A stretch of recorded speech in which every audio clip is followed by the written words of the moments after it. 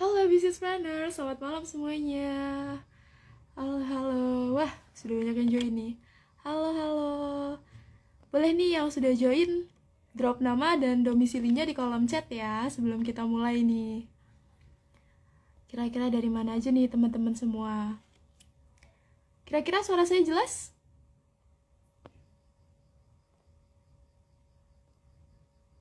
Halo, halo.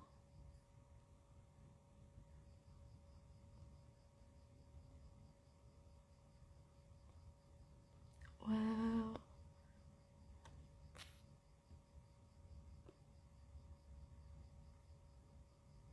Oke, halo Kak Hasan dari Banjarmasin nih. Wah, udah join nih. Oke, jelas ya, aman. Oke, oke, sambil menunggu Pak Bas boleh ya. Teman-teman yang udah gabung, boleh drop nama dan domisilinya di kolom chat ya.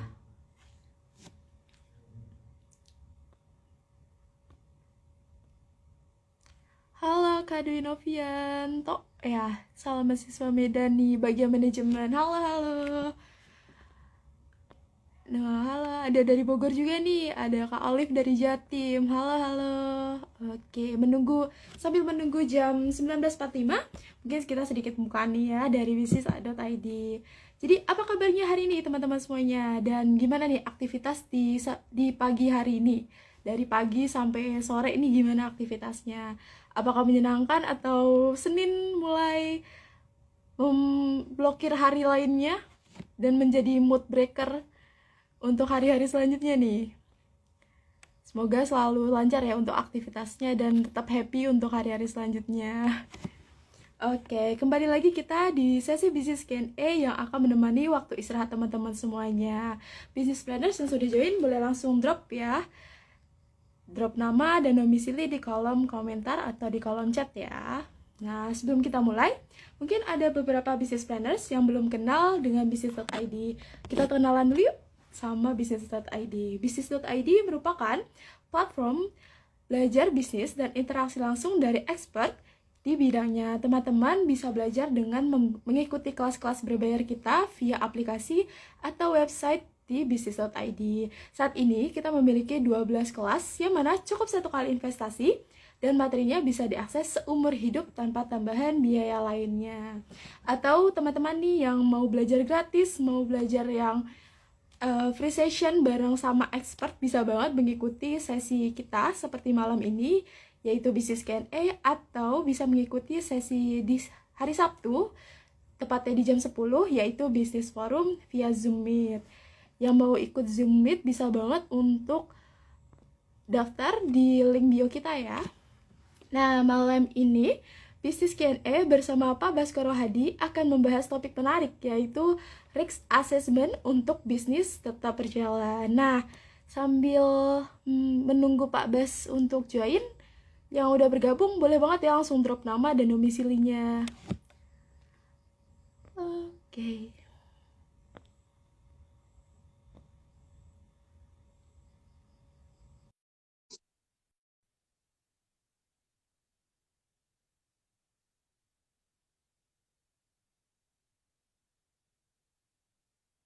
Nah, teman-teman, bagi teman-teman yang mau ikut workshop offline nih, kita nih punya juga ada workshop offline tepatnya di tanggal 11 sampai 12 Juli. Bagi teman-teman yang mau belajar untuk menjadi CEO yang sukses, keren dan mantap nih bersama Pak Budisman, boleh banget untuk mengikuti program workshop CEO Development Program dan menghubungi Mbak Amelia untuk pendaftaran dan info lebih lanjutnya.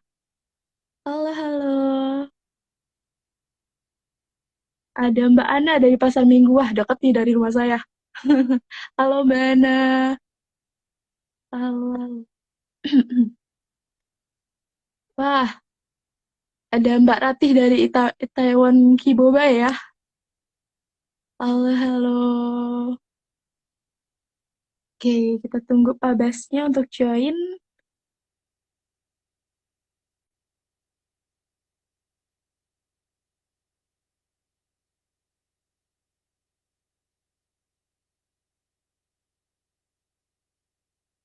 Halo Pak Budi, selamat malam.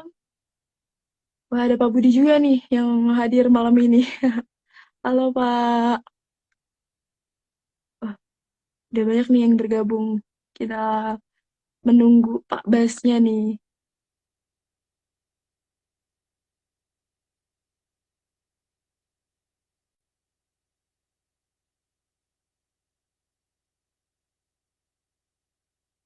Halo, halo. Iya, yang jadi udah banyak nih, tapi belum ada yang drop namanya nih. Gimana dong? Bahas apa nih Kak malam ini? Hadir dari Tangerang. Halo Kak Andri, kita malam ini bahas risk assessment untuk bisnis tetap berjalan bersama Pak Baskoro. Oke, sebentar Pak Baskoro.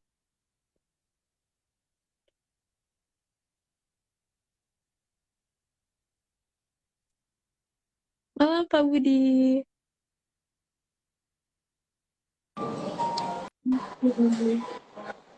Waduh. Halo, selamat malam Pak Bas. Halo, Waduh. halo Wah, suaranya saya. agak putus-putus dikit Pak. Halo, suaranya dengar ya? Kedengeran Pak, tapi ada backsound nih Pak, ada backsound pianonya. Ada backsound ya? Iya. Halo, testing. Saya suaranya Oke, udah kedengar. aman sih Pak. Agak ya agak kurang jauh, agak kurang terdengar gitu Pak, jauh gitu. Nggak masuk. Bentar ya, Suaranya ini saya terdengar lagi Pak, tapi nyetel. agak jauh gitu. Bentar, belum masuk ke. Oke, udah aman Pak.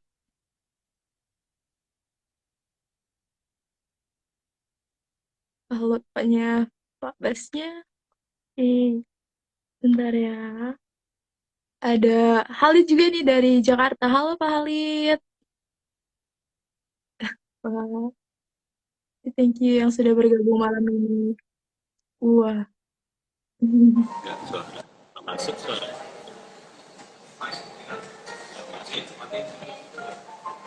Sorry, saya Udah bisa lagi Pak, pakai aman. jadi susah. Udah aman Pak, suaranya. Suaranya tuh nih, saya minjem si earphone, earphones-nya anak saya. Ya,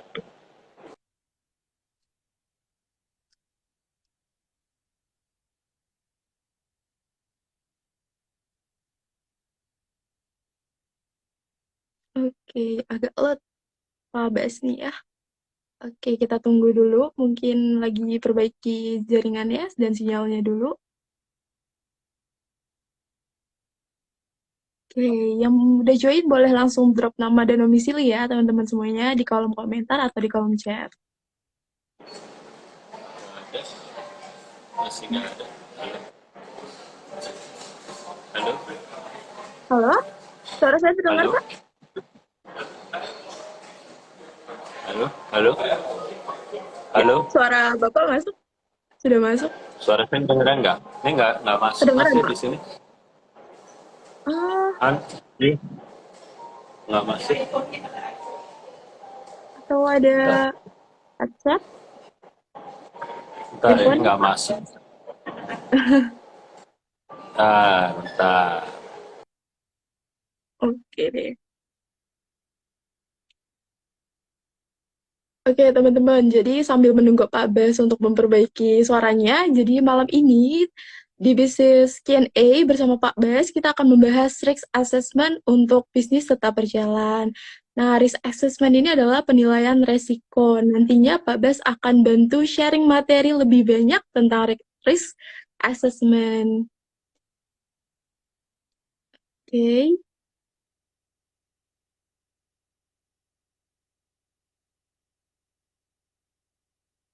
oke. Sudah Oke, terdengar, aja. Kak? Bisa kedengeran nggak? Aman, Pak. Suara saya lebih Sudah terdengar. kedengeran. Aman? Terdengar, Pak. Aman, Pak. Nggak usah pakai deh. Oke. Suara saya terdengar? Biar ada suara piano-piano dikit di belakangnya ya. Lagi dinner ya, Pak? Oke.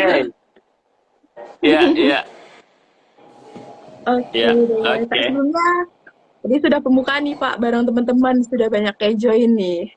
Ada dari Iya, Bandung, dari Bogor, dan banyak lagi tempat lainnya. Ada tadi Banjarmasin juga nih. Oke, mungkin boleh nih Pak, langsung kita mulai dengan materi risk oke. assessment untuk bisnis tetap berjalan malam ini. Silakan Pak Bes. Terima kasih. Selamat malam, Raisa. Selamat malam teman-teman di bisnis.id yang sudah bergabung malam ini ya di hari Senin tanggal 4 Juli 2022. Ya, saya kebetulan sedang berada di KL. Ada acara keluarga ya, salah satunya anak saya baru saja wisuda tadi pagi sampai siang ya. Jadi makanya saya harus datang ke sini. Dan senang sekali melihat situasi di KL sebagai pembanding dengan situasi kita di Jakarta ya, di Indonesia. Utamanya soal kemarin yang Pak Budi bicarakan soal impact dari ekonomi. Saya kemarin juga sempat nimbrung di acaranya Pak Budi dan memang impact yang namanya ekonomi sekarang kan mendunia ya, termasuk di Indonesia dan tentunya juga di Malaysia ini.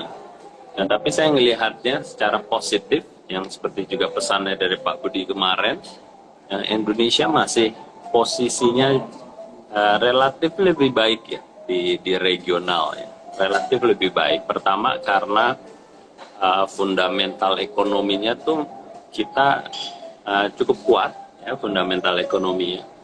Terus juga kalau dilihat dari penurunan exchange rate, kita masih lebih bagus dibanding negara-negara tetangga termasuk Malaysia.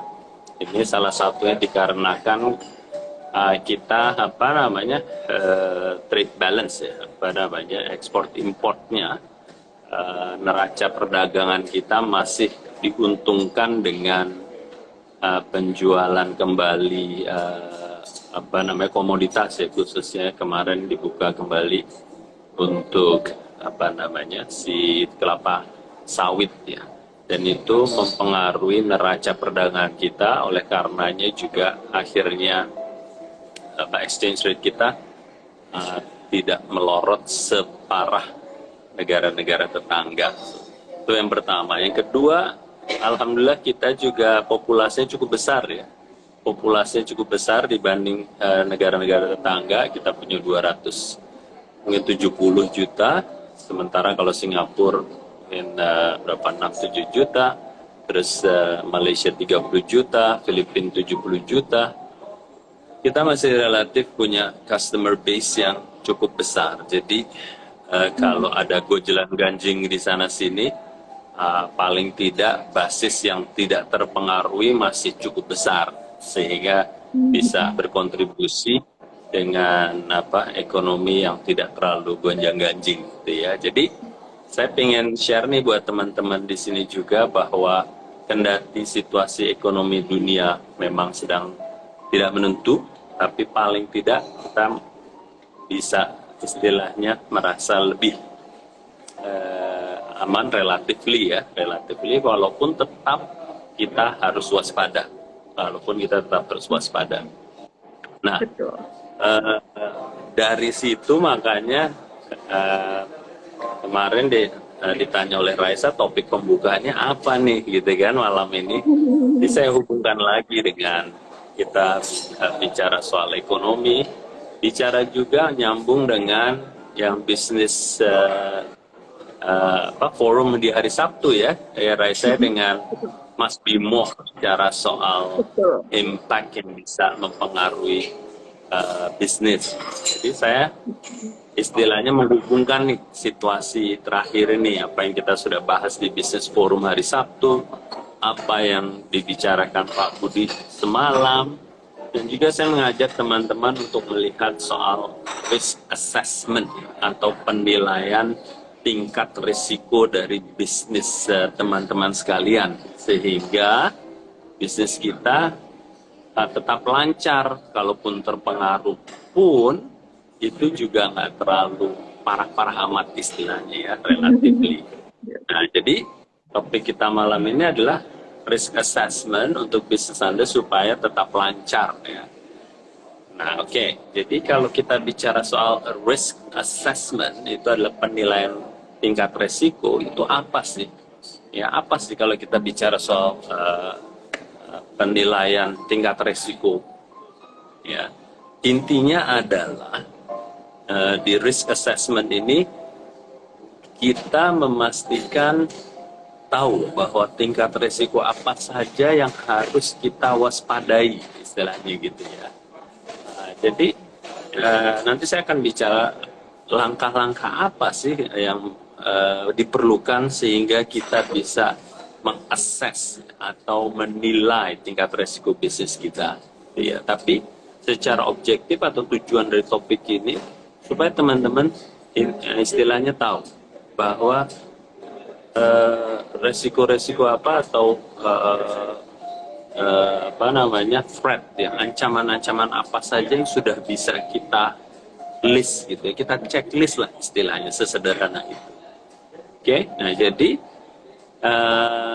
apa namanya topik pembukanya seperti sesederhana itu saja, walaupun ini adalah bahagian dari istilahnya disiplin bisnis atau ilmu bisnis yang diperlukan, yang konteks besarnya namanya business continuity plan. Ya, jadi perencanaan untuk bisnis kita supaya berjalan berkesinambungan. Ya, jadi kalau di perusahaan-perusahaan besar itu lumrah sekali perusahaan-perusahaan memiliki yang namanya BCP atau Business Continuity Plan, ya, perencanaan untuk memastikan bisnis berjalan berkesinambungan. Nah, dalam BCP itu ya inti utamanya adalah menilai tingkat resiko yang sebelumnya kita tidak tahu atau kita tidak checklist, gitu ya. Nah, jadi apa namanya pertanyaannya, oke, kalau kita mau risk assessment tuh harus langkah-langkah apa yang kita ambil? Ya ada 4 langkah sederhana. Banyaklah apa namanya sebenarnya langkah-langkah yang bisa diambil, tapi tugas saya, tugas Pak Budi, teman-teman di bisnis.id selalu mencoba menyederhanakan langkah-langkah itu sehingga bisa teman-teman telaah lebih mudah dan yang terpenting bisa dipraktekkan atau diimplementasikan dengan cepat ya, dengan instan. Oke, 4 langkah ya untuk risk assessment ini. Yang pertama adalah kita harus menganalisa resiko dan ancaman apa saja. Ya, jadi yang pertama itu kita harus mendata atau menginventorisasi resiko dan ancaman apa saja yang bisa dialami oleh atau yang bisa dihadapi oleh bisnis kita. Ya, apa saja tuh? Ya, sebagai contoh bisa jadi ancaman gempa bumi besarannya, bisa jadi kebakaran, bisa jadi apa namanya listrik terputus dalam jangka waktu yang lama, bisa jadi suplai pasok ya, suplai itu ya pasok ya Raisa ya. Supply chain tiba-tiba terputus untuk beberapa waktu yang tidak pendek. Bisa jadi kebanjiran ya, untuk teman-teman yang mungkin sentra produksinya atau kantor pusatnya yang langganan banjir, itu harus punya risk assessment mengenai banjir itu. Bisa jadi hal-hal yang lebih dekat dan jangka pendek yang seperti kemarin Mas Bimo bicarakan, apa itu? Contohnya brand kita belum kita daftarin. Nah, itu betul, kan betul. satu resiko. Benar nggak ya Raisa ya? Kemarin kan kita salah Betul, satunya Pak. seperti itu ya. Betul. Ya, jadi bisa jadi kalau brand kita tiba-tiba ada yang mengaku sudah didaftarkan atau sebagai pemilik brandnya. Nah, itu kan resiko. Ya, bisa jadi pajak umpamanya. pajak yang selama ini mungkin kita masih belum menghitungnya akurat atau kita masih belum menyetorkan sesuai dengan perhitungan yang sesuai aturan gitu. Nah itu kan resiko juga ya karena Betul. kita tidak Pengeluaran bisa boleh lebih banyak ya, Pak? main. Iya ya, kita kan nggak boleh undermine ya, atau meremehkan resiko-resiko itu. Ya, jadi kembali di langkah pertama kita harus menginventarisir resiko dan ancaman-ancaman apa saja yang bisa dihadapi oleh bisnis kita. Nah itu kita list, ya kita list. Nah, sekarang pertanyaannya, oke saya kan bisnis masih kecil gitu ya. Tapi kan bisnis mau kecil atau besar atau menengah tetap aja punya resiko. Nah, jadi langkah pertama saya minta teman-teman supaya di list itu ya resiko dan ancaman apa saja. Oke, nah masih di langkah pertama setelah udah di list kita harus punya dua filter nih. Filter pertamanya adalah potensi kerugian yang diakibatkan dari resiko atau ancaman itu. Contohnya, seumpamanya kalau seandainya resiko yang diidentifikasi adalah mati listrik selama 48 jam. Bisa jadi saya tidak bisa berproduksi selama 48 jam, bisa jadi saya tidak punya bahan baku atau tidak punya finish good yang siap dijual. Mungkin kalau dihitung nilainya 100 juta atau 200 juta atau bahkan 1 miliar. Nah jadi itu filter pertamanya ada potensi kerugian yang bisa disebabkan atau diakibatkan oleh itu. Jadi tulislah 1 miliar. Nah, itu potensi kerugiannya. Filter kedua adalah likelihood atau probabilitasnya, kemungkinan terjadinya itu berapa persen. Itu ya, itu melihat histori, melihat situasi sekarang dan mengantisipasi masa depan. Bisa jadi mungkin karena bahan bakar harganya meningkat, sementara PLN juga masih menggunakan bahan bakar untuk membangkitkan tenaga listriknya. Bisa jadi kayaknya ke depan resiko probabilitasnya menjadi meningkat. Nah, jadi ditulis tuh, untuk urusan pemadaman listrik potensinya 200 juta per hari, probabilitasnya mungkin 10%. Nanti ada lagi soal kebanjiran, ada lagi mungkin soal itu tadi merek. Nah, kalau seandainya merek saya besok diaku oleh sebuah institusi atau individu, bisa jadi saya tidak bisa mau jualan. Impact-nya berapa lama dan potensi kerugiannya berapa besar, dan sekali lagi probabilitasnya seberapa besar. Oke, nah itu dihitung. Ya. Anggap aja cuma dua itu aja lah resikonya untuk menyederhanakan pembicaraan kita. Akhirnya kan antara kedua itu bisa kelihatan ya, impact, potensi kerugian, dan juga yang kedua adalah probabilitasnya. Ya, itu langkah pertama. Nah, langkah kedua adalah business impact-nya. Business impact-nya apa? Sama.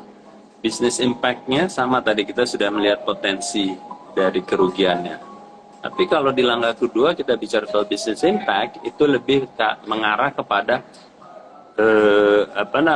entitas bisnis mana yang akan terpengaruhi. Apakah manufacturing, apakah IT, apakah sales, apakah marketing, gitu ya. Jadi istilahnya resiko itu akan berdampak langsung ke divisi yang mana.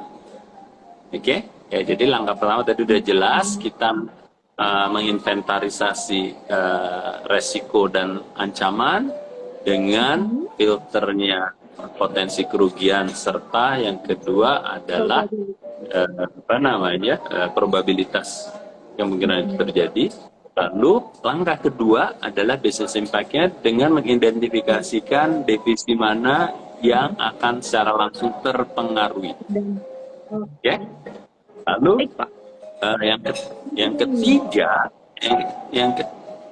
ketiga itu sorry suaranya Raisa putus-putus, jadi ini tadi Oke, saya udah keras nih. Oke, oke. Oke, jadi yang ketiga ya, Raisa dan teman-teman, Mhm. kita mulai mengadakan apa namanya strategi atau planningnya. Ya, kalau kita ambil contoh tadi dua yang sederhana saja, pemadaman listrik dan juga kedua kemungkinan ada yang mengaku brand kita. Nah, kita harus punya plan.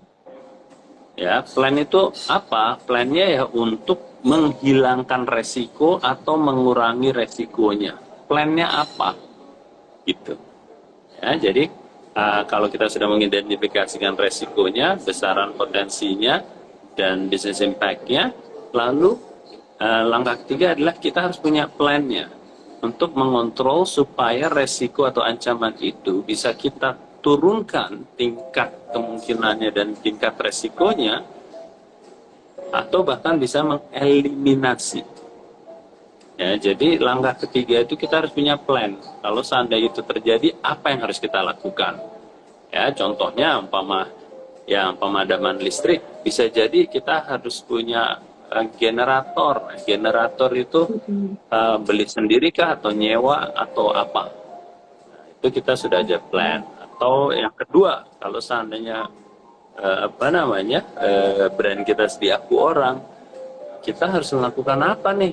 Ya, mungkin kita harus hire lawyer, mungkin kita harus punya brand apa namanya brand kedua yang siap-siap sewaktu-waktu kalau ada orang ngeklaim gitu selama kita belum Betul, terdaftar betul. ya. Mhm. Apapun itu harus masuk dalam plan, gitu ya. Oke, Nah, baik. jadi itu langkah ketiga. Langkah keempatnya apa? Nah, langkah keempatnya biasanya kita melakukan ini apa namanya simulasi. Simulasi nih Simulasi. Raisa. Jadi contohnya kalau umpama tadi apa namanya pemadaman listrik, ya udah kita lakukan di satu hari tertentu, kita simulasikan seakan-akan itu benar-benar terjadi. Dung gitu, Oke. kita matiin dah listrik nih 2 hari nih. Terus plannya tadi kita apa namanya kita hidupkan, Jalankan. kita jalankan.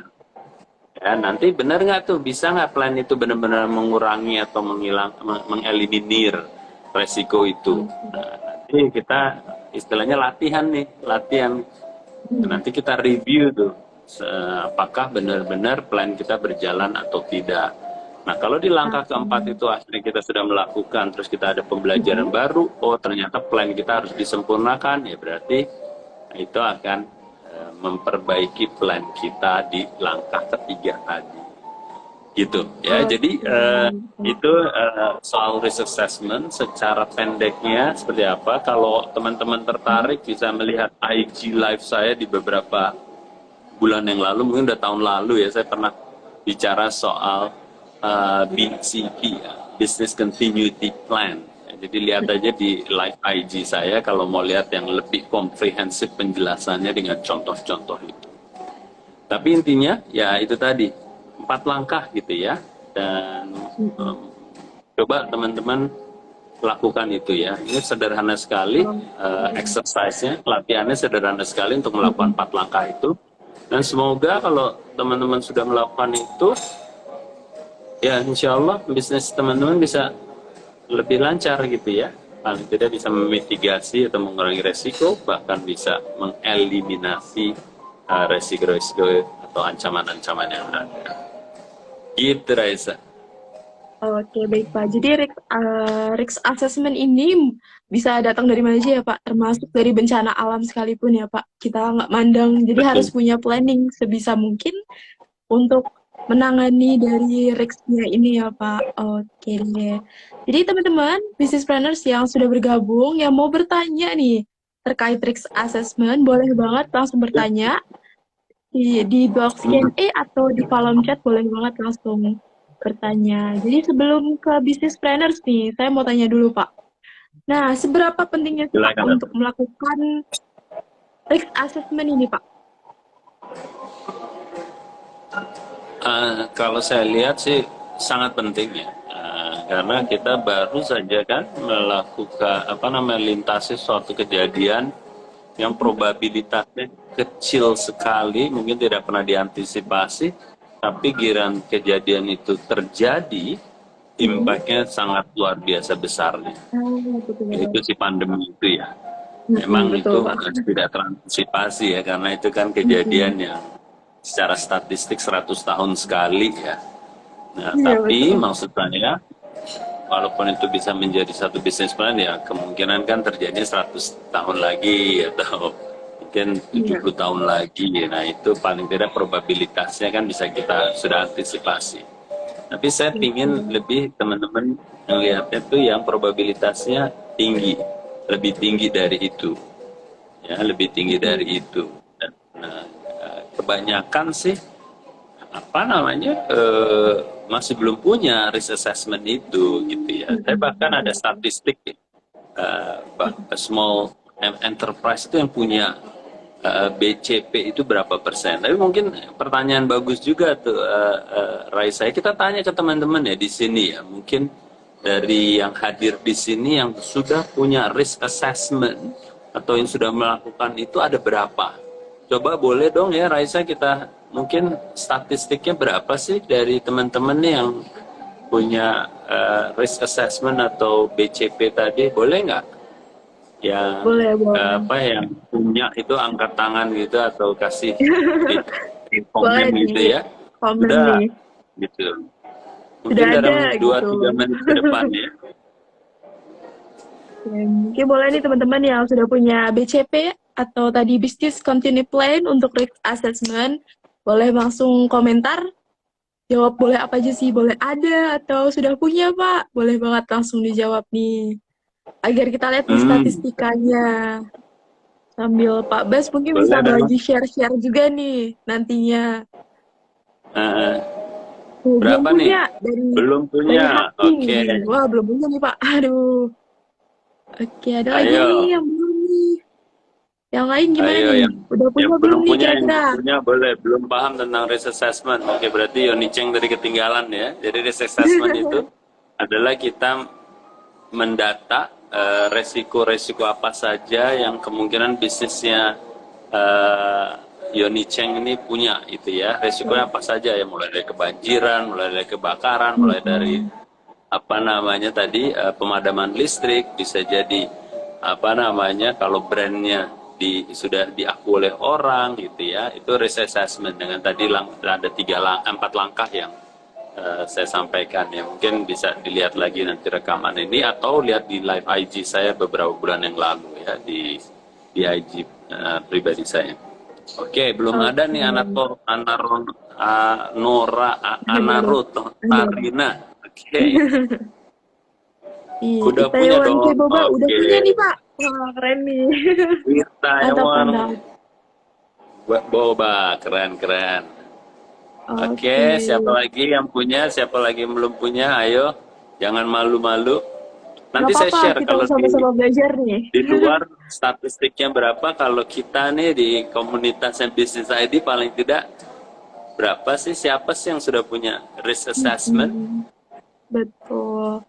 Sambil kita lihat nih. Ayo. Hmm, Oke, Yoni Cheng ada pertanyaan ya. Nanti kita jawab ya Yoni Cheng ya. Ini kita lagi ngelakuin statistik dulu nih Yoni. Wajar P Negoro belum punya. Oke, nggak masalah. oke, oke, nggak salah. Ari Belum boleh. Kusumawardana. Sini roti Jepang. Ari, baru haki saja, yang lain belum. Oke, meta-meta. Oke, pertanyaannya nanti ya meta-meta ya, kita jawab ya. Telat nontonnya Pak, jadi masih bingung. Ade Maulana Saputra, oke, nggak masalah.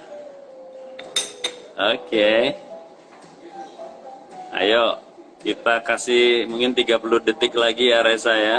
Ya, boleh, boleh. Jika berapa Oke, Mas. orang, kira-kira berapa orang yang harus saya siap? Kamu menyambung dari pertanyaan tadi berarti ya? Masih proses, Masih nyambung ya, masih proses lagi Pak, Khawatir. Rizal Fatur, oke. Putra Sanjaya, oke. Oke, jadi berapa tuh Reza? 1 ya berarti ya? Iya, betul Pak. Tadi dari 1 ya? Itaewon Keboba. Sisanya masih belum Hah? nih Pak. Oke, jadi satu yang punya sudah atau melakukan risk assessment ya. Satu dari berapa nih yang hadir, Raisa, tercatat malam ini? Ada 32 nih malam ini. Ada 30, jadi sepertiga puluh ya. Jadi cuma 3% ya. Betul, Pak. 3% yang punya istilahnya secara statis punya melakukan risk assessment. Mm-mm. Nah, kalau di luar ada statistik yang saya baca tuh untuk small business itu ada 30%. Ya, jadi Indonesia nih SMEs-nya atau entrepreneur-nya masih ketinggalan jauh nih oleh teman-teman di global ya. Ya, kalau di luar 30%, di sini baru 3%. Tapi nggak apa-apa ya. Yang penting sekarang kita sudah mulai sadar. Ya, jadi teman-teman tadi yang sempat ketinggalan, apa sih yang dimaksud dengan risk assessment? Risk assessment itu adalah menilai tingkat resiko dari bisnis kita. Menilai apanya? Ya menilai resiko-resiko yang mungkin terjadi terhadap bisnis kita. Itu yang harus kita list. Terus kita, tadi ada 4 langkah ya, mungkin cepat aja biar teman-teman paham. Yang pertama kita list resiko dan ancaman apa sih terhadap bisnis kita ya, mulai dari kebanjiran, pemadaman listrik, mulai dari haki tadi, ya brand kita diaku orang, dan seterusnya. Kita takar dari sisi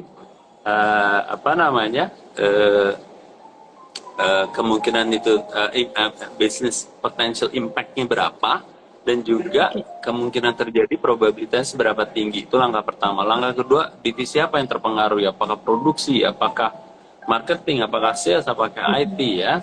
Terus yang ketiga, kita harus langkah kita mempunyai plan kita untuk mengurangi atau memitigasi resiko itu atau bahkan mengeliminasi resiko itu. Terus yang keempat, kita lakukan simulasi. Jadi kalau seandainya kebanjiran atau padam listrik itu benar-benar terjadi, kita lakukan, nanti kita jalanin plan kita tadi. Ya, nanti kita perbaiki plan itu. Ya, jadi itu yang dimaksud dengan risk assessment. Ya, jadi paling tidak teman-teman saya minta supaya mulailah melakukan 4 langkah tadi itu. Kalau masih tidak jelas, lihat di rekaman malam ini atau di live IG saya beberapa bulan lalu ya, bisa dilihat itu ada di rekamannya. Oke. Boleh kita mulai jawab kali ya, Raisa ya. Tadi ada beberapa pertanyaan sudah. Oke. Tadi ada masuk nih Pak dari Teni Daud. Malam Pak Bas, kalau kita anggarkan untuk insuransinya, kira-kira estimasi budgetnya dibuat berapa persen dari omset ya Pak biasanya? Nah, jadi bagus sekali pertanyaannya. Jadi apakah kita harus budgetkan? Nah, budget itu baru bisa kelihatan kalau seandainya kita melist atau mendata resiko itu. Ya, jadi kalau kita sudah punya list dari resiko itu dan impact-nya berapa dan plan-nya harus kita lakukan apa, ya kita harus anggarkan. Ya. Memang ini masuk ke situasi dana darurat ya. Tapi biasanya juga kita menganggarkan yang namanya dana darurat berdasarkan kemungkinan itu tadi. Seperti itu. Ya, jadi budgetnya tergantung dari tingkat resiko dan ancaman apa saja yang kemungkinan bisa terjadi. Jadi anggaran itu akan disesuaikan ke list tersebut. Oke, baik. Jadi mulai risk assessment-nya dulu ya Pak. Jadi nanti bisa melakukan budgeting setelah itu. Oke, thank you Kak dari Teni. Selanjutnya dari Yoni Cumi. Caranya gimana Pak? Apakah dengan menyisakan dana darurat atau diverifikasi? Ya, jadi kalau memang yang namanya dana darurat itu kita harus punya anggarkan sekali lagi berdasarkan resiko itu ya, tingkat jumlah dan tingkat resikonya tadi. Tapi memang kadang-kadang giliran itu terjadi, kadang-kadang dananya tidak cukup yang dianggarkan ya. Bisa jadi mencukupi, bisa jadi melebihi gitu ya. Dari anggaran yang kita sudah sisihkan, yaitu kita harus punya action atau aksi yang darurat juga. Ya, nggak bedanya suatu negara kan ada departemen sosialnya kan gitu ya. Itu pasti sudah didanakan, apalagi Indonesia rentan akan gempa bumi dan bencana-bencana alam gitu. Pasti pemerintah sudah mendanakan dari tahun ke tahun berapa. Bukan berarti itu akan akhirnya bisa mencukupi juga. Dikala nanti itu memang terjadi, paling tidak tambahan dana yang akan keluar tidak akan terlalu besar gitu, karena yang sudah di cadangan ada, paling kelebihannya biasanya tidak terlalu besar gitu ya. Karena memang dana darurat juga tidak bisa menyanggupi semuanya ya Pak. Kayak misalkan kejadian pandemi ini ya Pak, itu kan bahkan bisa merugikan hampir 3/4 mungkin dari bisnis ya Pak. Jadi nggak mungkin juga kalau menyiapkan dana darurat sekecil mungkin. Jadi harus dipikirkan matang-matang teman-teman ini. Betul. Kadang-kadang gini, Raisa, juga banyak perusahaan juga menggunakan pendekatan dengan asuransi. Jadi kalau kayak umpama kita punya rumah saja kan, kadang-kadang kita asuransikan kan, dari kemungkinan kebakaran, bencana dan lain sebagainya. Kadang-kadang bisa menggunakan approach seperti itu. Jadi ini kembali kepada teman-teman ya, bagaimana menangani resiko ini. Bisa jadi ya udahlah, saya cadangkan aja. Tapi kadang-kadang yang punya keinginan untuk jauh lebih aman itu pinginnya udahlah saya pakai asuransi aja deh gitu, saya bayar premium ya, atau premi yang nggak bedanya kita asuransi mobil gitu ya. Jadi pendekatannya bisa macam-macam. Oke, baik. Selanjutnya kita ambil dari Kameta nih. Malam Pak, saya memiliki pegawai top management yang kemampuannya dibutuhkan, tapi ada resiko dia keluar atau cuti hamil dan lain-lain. Nah, kira-kira untuk backup plan-nya bagaimana Pak? Untuk cuti hamil ya? Iya, betul Pak. Iya. Dan ini sering terjadi juga ya, karena memang itu kejadian yang sebenarnya natural ya, kalau kita punya karyawan pria dan wanita, dan apalagi yang sudah menikah, pasti akan ada, kalau saya bilang bukan resiko itu ya, jadi kejadian alami yang harus diantisipasi. Jadi pengalaman saya di beberapa korporasi itu memang biasanya sudah bisa diantisipasi. Diantisipasinya bagaimana? Paling tidak dalam satu tim itu biasanya kan kadang-kadang timnya bisa berjenjang ya. Istilahnya kalau sebagai seorang sales manager, dia pasti punya timnya, ada sales supervisor atau sales manager yang lain dan lain sebagainya. Dan sebenarnya dalam kurun waktu kan yang namanya cuti hamil itu, mau kita ambil contoh cuti hamil ya, 3 bulan biasanya akan dirangkap ya, akan dirangkap oleh bisa jadi tim yang yang sejajar, bisa jadi akan istilahnya didelegasikan kepada tim yang juniornya, jadi subordinate-nya, timnya yang di bawahnya, bisa dilakukan seperti itu. Jadi hal-hal itu selama sudah diantisipasi, biasanya giliran itu terjadi ya, contohnya cuti hamil, dalam 90 hari itu sudah disiapkan siapa yang akan mengambil peran dan tanggung jawabnya itu selama ditinggalkan oleh yang akan melahirkan. Oke. Untuk mengisi posisi itu kira-kira berapa orang tuh Pak yang harus disiapkan nih?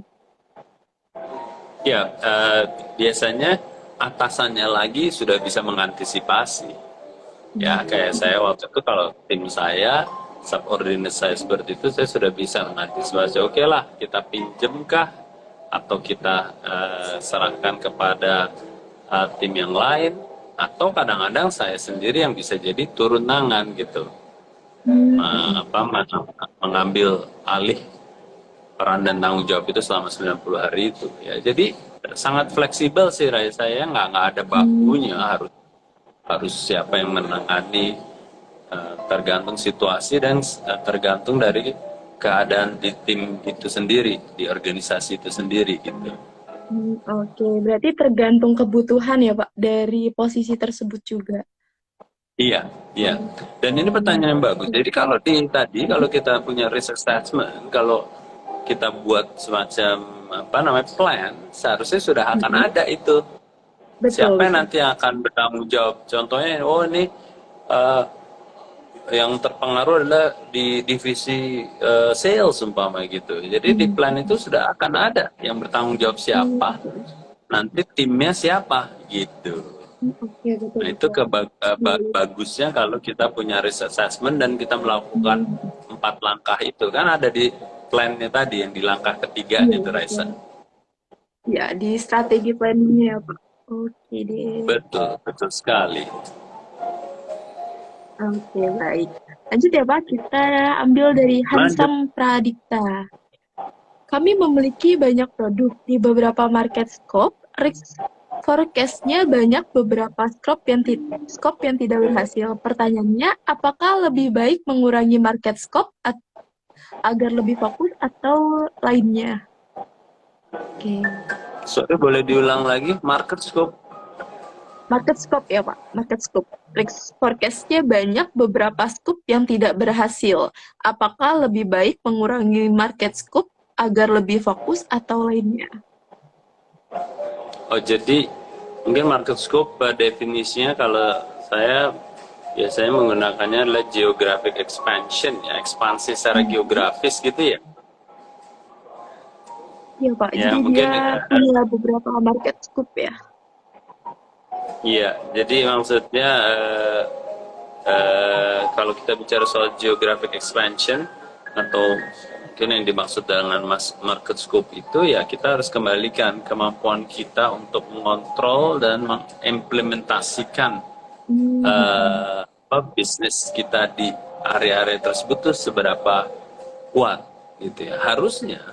Harusnya sebelum kita melakukan geographic expansion atau ekspansi secara geografis kita sudah pikirkan siapa yang akan masuk ke situ, apakah distributor kita ya ataukah pihak intermediaris lainnya ya, mau itu apa namanya peran dan tanggung jawabnya hanya sekedar distribusi atau termasuk sellingnya dan lain sebagainya, itu yang harus sudah dihitung dari awal ya, dan sudah harus direncanakan sejak awal ya. Kalau kita bisa menggunakan atau plannya adalah menggunakan pihak ketiga atau intermediaris ya, kita lakukan itu. Tapi kalau kita anggap kita harus mendirikan kantor perwakilan di area tersebut dengan segala alasannya, itu yang harus kita lakukan ya, kita lakukan itu gitu ya.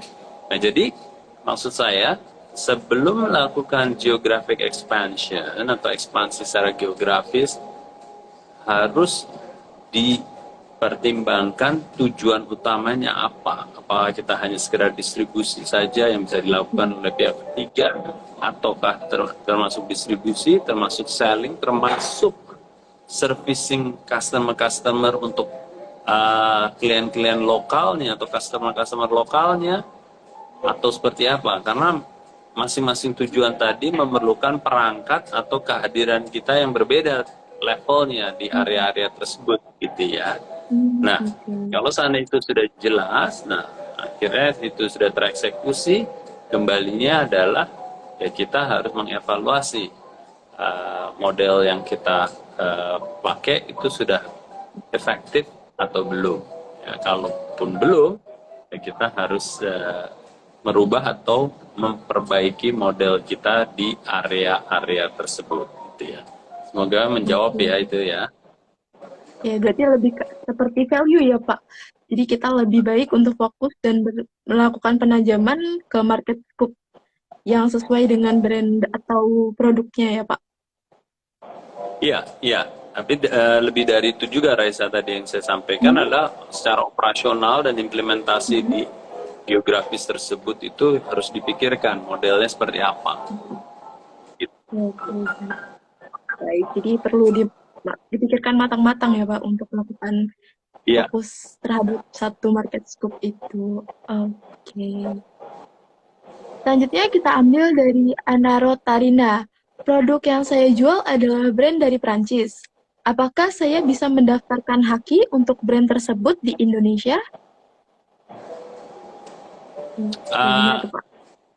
ya, harus dilakukan. Kita hanya akan tahu setelah kita daftarkan, gitu ya. Hmm. Jadi biasanya masing-masing negara punya apa haki masing-masing.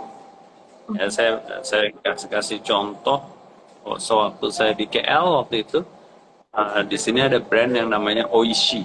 Jadi pada saat diluncurkan awal, Oishi itu adalah minuman teh hijau atau green tea. Nah, Hmm. saat Oke. diluncurkan, Oishi bisa didaftarkan di Malaysia dan di Thailand, di negara asalnya. Hmm. Ya, jadi Oishi itu dapat punya haki di Thailand dan di Malaysia. Tapi di Indonesia nggak ada, nggak bisa. Karena sudah ada yang Oke. memiliki brand Oishi untuk makanan ringan. Jadi Betul, Pak. Oishi yang sudah aku dapat di Malaysia dan Thailand tidak bisa mendapatkannya di Indonesia. Akhirnya dia harus Hmm. merubah brandnya karena dia mau menjadi brand yang tingkatannya regional, paling tidak belum global ya, regional. Akhirnya dia Hmm. merubah brandnya seperti itu. Jadi sama kalau seandainya kita masuk ke Indonesia, mau itu dari negara manapun termasuk Prancis, ya harus didaftarkan dulu. Nanti biasanya baru Oke. ketahuan tuh, sudah ada yang punya kah atau belum. Oke, baik. Jadi harus melakukan pendaftaran hakinya dulu ya, Pak, untuk melihat nih Bet- bisa Betul. masukkah di Indonesia. Karena yang saya tahu kan Oishi di Indonesia makanan ringan ya, ternyata di KL dan Thailand malah untuk minuman. Oke, oke. Benar, benar sekali. Oke, lanjut ya Pak. Mungkin nih pertanyaan dari saya. Kapan sih Pak Hmm, baiknya risk assessment ini kita lakukan? Kita buat planningnya. ya. Kapan kalau belum belum pernah melakukan secepatnya. Mm-mm. Cepatnya. Secepatnya Mau, karena apa? Jangan nunggu lama-lama lagi ya. oke. Tapi jadi pesan saya sih Raisa ya, buat Raisa dan Mm-mm. teman-teman ya lakukan secepatnya. Karena Oke. yang namanya resiko atau ancaman itu sebenarnya udah ada, tinggal tingkat Betul. probabilitasnya aja, kemungkinannya itu Mm-mm. akan terjadinya seberapa besar. Walaupun kecil, Betul. Mm-mm. tapi apa namanya sudah berjalan waktu yang agak lama, kemungkinan terjadinya menjadi meningkat kan gitu ya kalau statistik ya. Kalau Betul. probabilitasnya walaupun 20% gitu ya.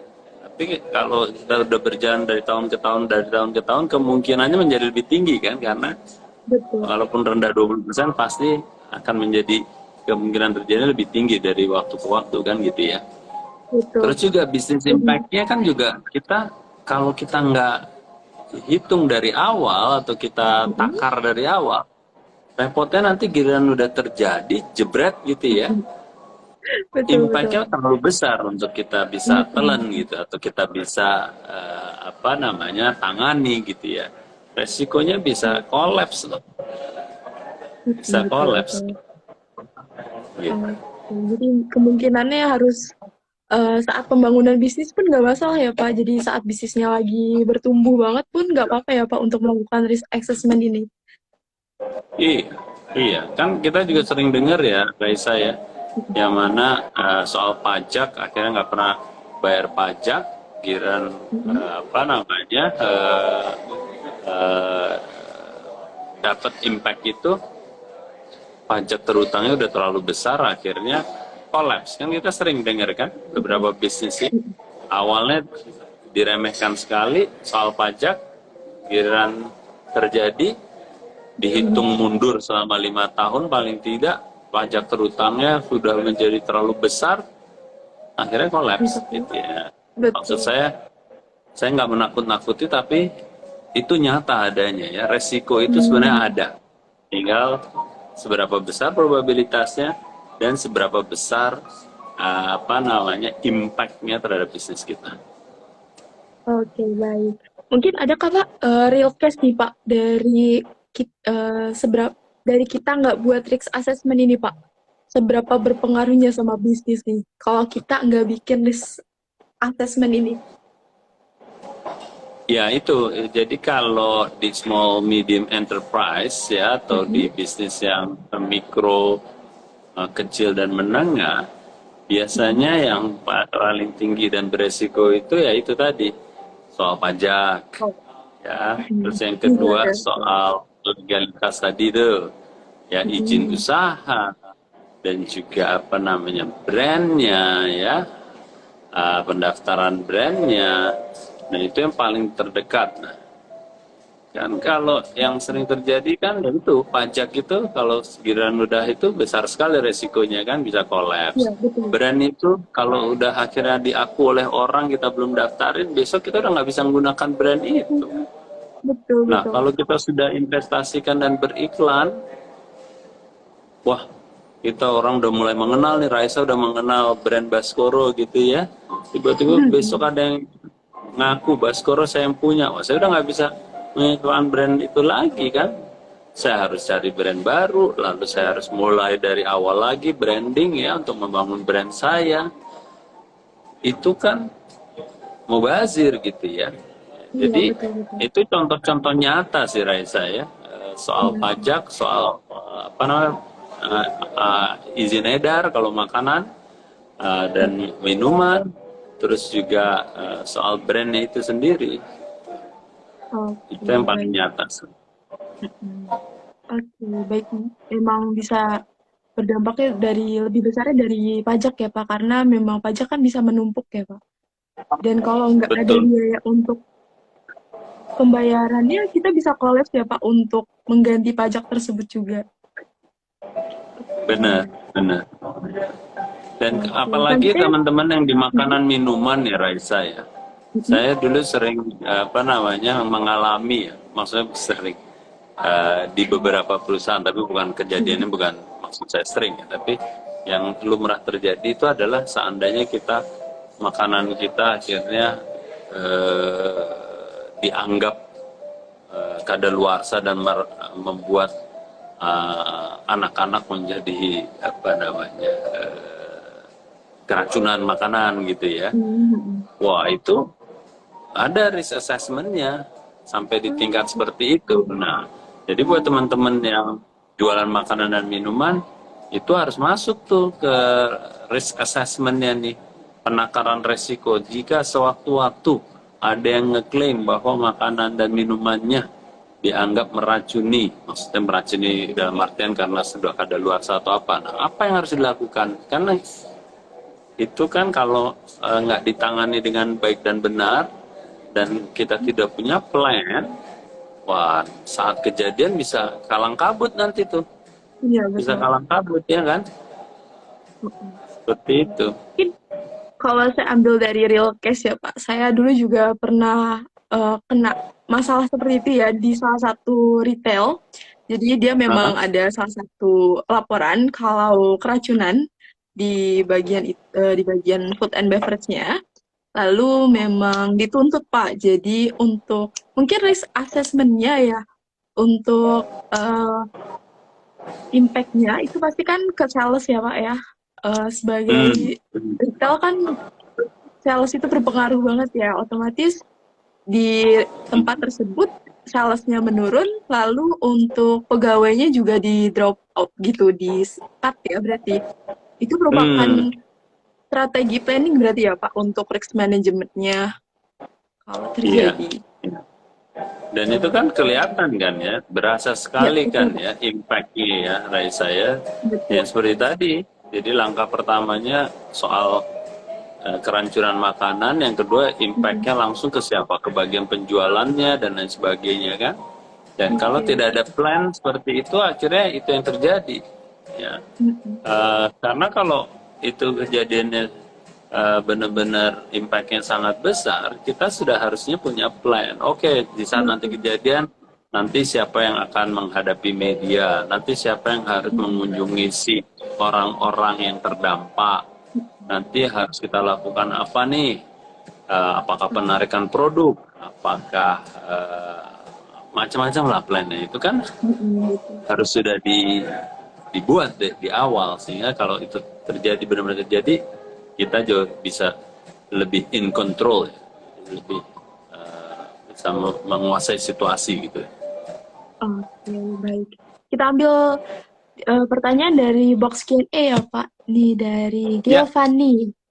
Izin tanya, Pak, bagaimana iya. cara agar bisa berkompeten dalam bisnis yang barrier entry-nya rendah dan bagaimana agar value kita sulit ditiru oleh kompetitor?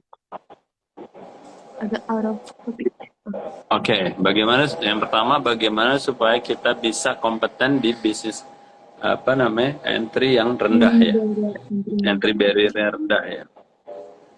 Saya rasa gini, jadi yang kita selalu pelajari ya dari SBM ya, Smart Business Map, dan juga dari Value Creation, kita harus memahami nih kategori mana yang akan kita apa namanya masukin ya, dengan segala penilaian apa saja nih yang kita kuatnya, dan dikawinkan dengan potensi pasarnya mana yang paling besar. Jadi sederhananya ya Giovanni, kita harus pandai-pandai melihat atau melihat celah atau melihat opportunity yang menggabungkan antara potensi bisnis yang besar yang mana dan dikawinkan dengan kompetensi kita yang paling kuat di mana. Gitu. Biasanya itu kombinasi yang paling ampuh. Ya, jangan kita hanya melihat problem atau kebutuhan yang di pasar sangat-sangat besar, tapi kita tidak jago di situ, gitu ya. Jadi awal mulanya adalah harus melihatnya dari situ, oke? Terlepas dari bisnis itu entry to barrier-nya, barrier to entry-nya kebalik ya, barrier to entry-nya mau rendah, menengah atau tinggi sekalipun, gitu. Biasanya kalau dua kombinasi tadi itu sudah dapat, mau barriernya setinggi apapun harusnya bisa lebih mudah kita masuk gitu, apalagi kalau sangat-sangat rendah barrier to entry-nya. Oke. Terus yang kedua tadi pertanyaan apa, Raisa? Agar value kita sulit ditiru oleh kompetitor, Pak. Ya, jadi ini banyak sekali pertanyaan nih, Giovanni. Bagaimana kalau value kita ditiru orang, atau bagaimana supaya value kita tidak mudah di-copy orang. Nah, ini kemarin ya kita kan baru ngadain value creation workshop kemarin di Shangri-La ya, tanggal 27-28 Juni kemarin. Itu banyak yang mempertanyakan itu. Pesan saya sederhana aja. Pesan saya adalah buatlah value yang unik dan relevan. Nah, kalau kita sudah buat, kita sudah ciptakan, lalu kita hidupkan. Kita hidupkan itu apa sih? Ya, kita benar-benar gembar-gemborkan kepada mereka, kepada target audience kita, sehingga mereka bisa lebih mengasosiasikan value kita dengan produk kita. Nah, biasanya kalau itu sudah terjadi dengan brand-brand yang sangat kuat ya, mau itu Coca-Cola, mau itu Pepsi-Cola, mau itu apa namanya Starbucks, mau itu apalah Apple, yang brand yang kuat. Biasanya kalau value itu sudah benar-benar unik dan relevan dan udah nancep sebagai pionir ya, itu agak susah digoyang. Bahkan sangat susah digoyang, bukan agak susah, sangat-sangat susah digoyang. Jadi sebenarnya tantangannya adalah bukan untuk menghindari orang mengcopy value kita, tapi bagaimana menciptakan value kita benar-benar unik dan relevan. Kalau itu sudah terjadi, susah banget digoyang. Ya, jadi ciptakan value dulu lah ya. Habis itu larinya cepat gitu. Kalau udah larinya cepat kan orang juga ngejarnya susah gitu kan, Raisa ya. Iya, betul. Jadi harus lebih tajam ya, Pak, dibanding yang lainnya. Supaya lebih nempel di otak nih. Benar Oke, sekali. terakhir nih, Pak. Pertanyaan dari Ari. Malam, Pak. Mau tanya, kira-kira risk management untuk produk perishable bagaimana ya, Pak? Oke, risk Untuk produk apa, assessment Raisa? untuk perishable. Perishable. Iya, perishable. Perishable itu kayak apa? Sayur-sayuran, ya makanan yang cepat Mm-mm. mudah Busuk ya. kadaluarsa ya, Mm-mm. cepat busuk ya. Saya rasa pengalaman saya pernah disusu juga ya, mau yang susu yang fresh ataupun yang UHT ataupun yang powder itu kan perishability-nya beda-beda ya. Yang kalau powder bisa 2 tahun, kalau UHT bisa apa namanya cuma berapa 1 tahun, kalau yang fresh Mm-mm. bisa jadi cuma 10 hari gitu ya. Iya, Nah, betul, Pak. sebenarnya sama aja bagaimana kita menangani apa namanya penanganan value itu. Ya, jadi hanya itu jenis produknya yang membedakan. Tapi dalam kita melakukan marketing, promotion, selling, itu semuanya sama. Itu semuanya sama. Kecuali logistiknya aja ya, penanganan yang perishable benar-benar harus supply chain-nya itu harus sangat-sangat kuat. Bagaimana kita mengontrol produk itu ke pasar dengan kecepatan waktu yang sudah ditentukan, yang kebanyakan pendek ya. Dan Iya, betul, juga Pak. memastikan demand-nya itu kita ukurnya benar-benar tepat. Karena kalau meleset terlalu lama barang itu di perjalanan atau terlalu lama barang itu di apa namanya di inventory, itu menjadi kerugian yang besar buat si produsennya. Betul. Jadi Gitu. memang harus dibuat ya Pak risk assessment-nya sedetail mungkin, apalagi di perishable ini ya. Karena saya waktu retail juga kan di bagian perishable juga ya Pak. Itu Hmm, pernah terima barang dalam kondisi yang sudah tidak segar, otomatis itu harus kembali kan ke inventory utama. Jadinya penjualan kita menurun juga di retail di tempat itu juga gitu. sih. Jadi harus sebisa mungkin secepat mungkin ya Pak. Very Benar sell. sekali. Benar sekali. Oke. Oke, kita sudah Oke. sampai di penghujung bisnis Q&A malam ini nih Pak. Aduh, banyak banget di pertanyaan yang sudah terjawab dan banyak banget Iya, sudah membantu teman-teman semuanya nih. Pasti sudah tenang aja happy banget masih ya ada Senin terjawab depan. nih pertanyaannya. Disimpan untuk Senin depan. Oke, baik-baik. Oke, teman-teman terima kasih ya untuk sudah join di Bisnis Q&A. Terima kasih Pak Bes untuk insight-nya hari ini yang diberikan. Semoga bisa bermanfaat bagi business planners dan dapat dipraktekkan dengan baik. Amin. Nah, bagi business planners nih yang mau join, mau jadi CEO, mau belajar menjadi CEO yang keren, yang hebat, yang superior seperti Pak Budi Isman, bisa banget untuk ikut di workshop CEO Development Program pada 11 dan 12 Juli tahun ini bersama Pak Budi Isman. Nah, bagi teman-teman yang mau daftar atau mau tahu info lebih lanjut ya, boleh menghubungi Mbak Amelia di Instagram ya, di DM boleh banget loh ya. Nah, terima kasih Business Planner sudah join di malam ini. Terima kasih Pak Bes atas insight-nya malam Makasih ini, Raisa. membantu dan menjawab Terima kasih saya banget Business nih. Planner. Terima kasih Salam dari Pak. KL ya. Sampai ketemu lagi minggu depan. Assalamualaikum Oke. warahmatullahi. Waalaikumsalam. Selamat malam Pak. Malam malam. Oke. Oke, terima kasih Business Planner sudah join di di Business Q&A malam ini. Semoga insight malam ini terjawab. Insight malam ini dapat bermanfaat untuk business planner semuanya dan pertanyaannya bisa menjawab atas pertanyaan-pertanyaan business planner semuanya. Terima kasih semuanya. Selamat malam.